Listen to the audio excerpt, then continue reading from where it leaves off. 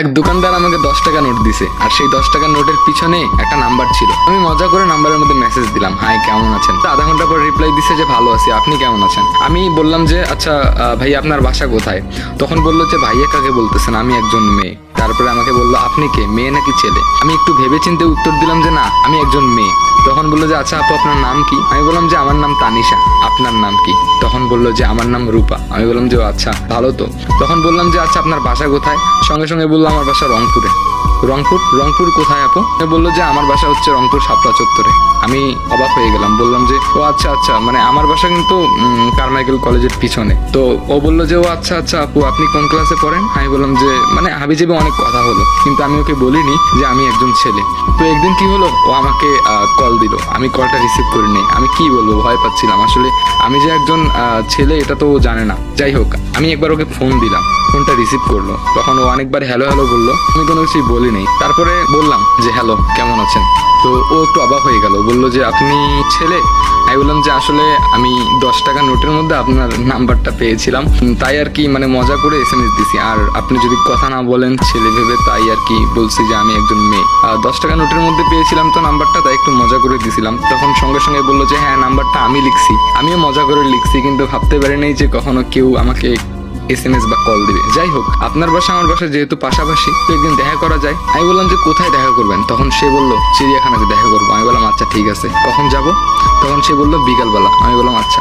তারপরে চিড়িয়াখানাতে গিয়ে আমি ওয়েট করা শুরু করলাম। কিছুক্ষণ পরে আমার ফোনের মধ্যে কল দিল, আমি ফোনটা রিসিভ করলাম। তো সে কোনো কথা বললো না, তারপরে ফোনটা কেটে দিল।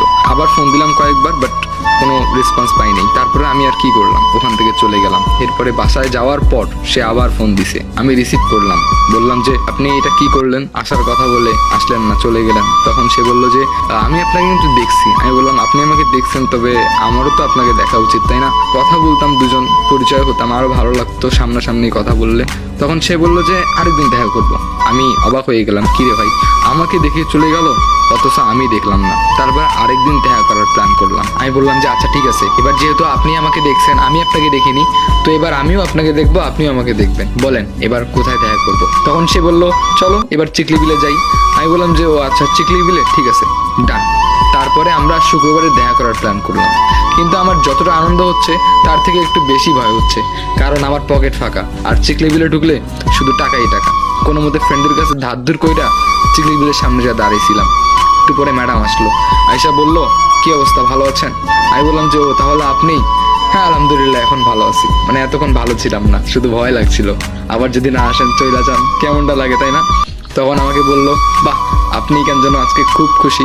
আমি বললাম যে হ্যাঁ খুশি তো হবই, কারণ ফার্স্ট টাইম কোনো একটা মেয়ের সঙ্গে মিট করতেছি, তা আবার এত দামি একটা জায়গায়, পকেট তো ফাঁকা। তখন বললো কিছু বললেন। আমি বললাম না না কিছু বলিনি, চলো। তারপরে ভিতরে গেলাম, ভিতরে গিয়ে বসলাম।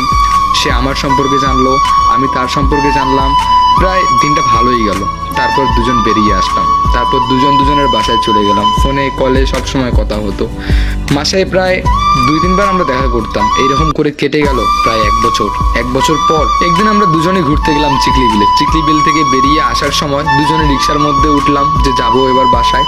যাই হোক, ও ডান কানের মধ্যে ফোনটা নিয়ে কার সাথে যেন কথা বলতেছে। হঠাৎ করে তখনই একটা ছেলে এসে তার হাত থেকে ফোনটা কেড়ে নিয়ে দৌড় মারে। আমি তো রিক্সা থেকে তাড়াহুড়ো করে নেমে ওর পিছনে দৌড় শুরু করলাম। ওর ফোন নিয়ে গেছে, আর ও চিৎকার করে বলতেছে ওই ফোনের মধ্যে আমার পার্সোনাল অনেক কিছু আছে। তারপরে আমি অনেক দূর দৌড়লাম ওই ছেলেটার পিছন। ওই ছেলেটা অনেক দূর গেল। যাই হোক, একসময় ধরেই ফেললাম। ধরে 2-3টা থাপড় মারছি। থাপড় মেরে বলছি তুই আমার গার্লফ্রেন্ডের ফোন নিয়ে আসবি, তোর এত বড় সাহস। তারপরে ছেলেটা ফোন দিয়ে 2-3টা ছেলেকে ডাকলো। ডাকার পরে আমাকেও মারলো, আমিও কয়েকটা হুমাহুম মারছি। মুরব্বীরা এসে আমাদেরকে আটকালো। আটকানোর পরে আমাকে বললো বাবা তুমি চলে যাও, এরা ছেলে পেলে মানুষ, নেশাখোর, এরকম করে মানুষের হাত থেকে এটা ওটা কেড়ে নিয়ে আসে, বিক্রি করে নেশা করে এরা। আমি বললাম যে ঠিক আছে। তারপরে আমি ওর সঙ্গে আর যোগাযোগ করতে পারিনি, মানে রূপার সঙ্গে, কারণ ওর ফোনটা আমার কাছে। যাই হোক, আর এই 1 বছরে আমি ওর বাসায় কখনো যাইনি।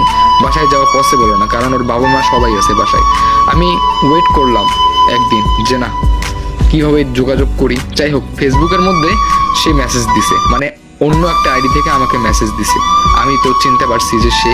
তারপরে সে আমাকে বলল, শোনো তুমি ফোনটা নিয়ে তাড়াতাড়ি আসো, আমি সাপ্লাই তোমার জন্য ওয়েট করব সন্ধ্যা 7টার পর।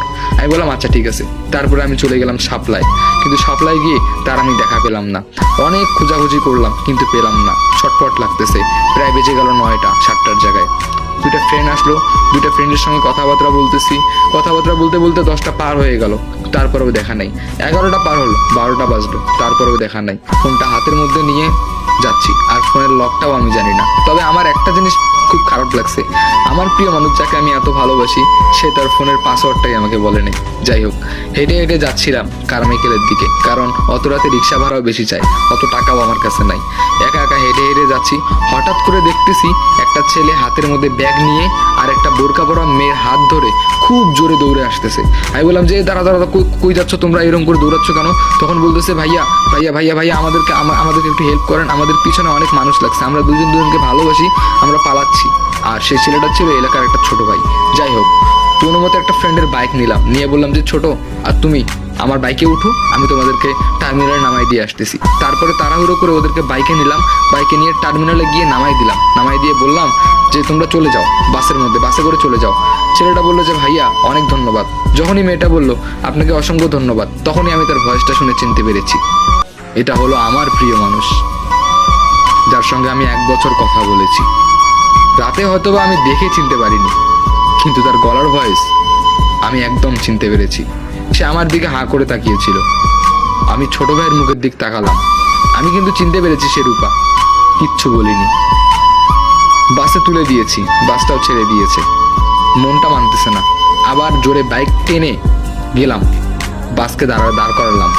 দাঁড় করানোর পরে বাসে উঠলাম, উঠে বললাম যে এই যে আপনার ফোনটা, মানে ফোনটা হয়তো বা রাস্তায় ফেলে এসেছেন আপনি, ধরেন ফোনটা।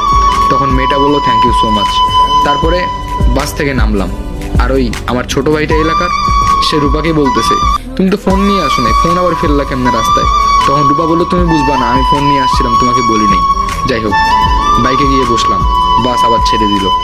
খুব কষ্ট লাগতেছে, যাকে এতদিন বিশ্বাস করলাম সেই মানুষটা কিনা অন্য একটা ছেলের হাত ধরে চলে যাচ্ছে, আর সে আমারই এলাকার একটা ছোট ভাই, আর আমি তাদেরকে বাসে তুলে দিলাম। গল্প কিন্তু এখানেই শেষ নয়, বড় একটা কাহিনী আছে। তারপরে হঠাৎ করে একটা মেয়ে একটা ছেলের হাত ধরে পালিয়ে যাবে, আর আমি এতদিন মেশার পরেও জানবো না? কাহিনীটা একটু অন্য না? সো গাইস, এটা হলো পার্ট 1 সম্পূর্ণ।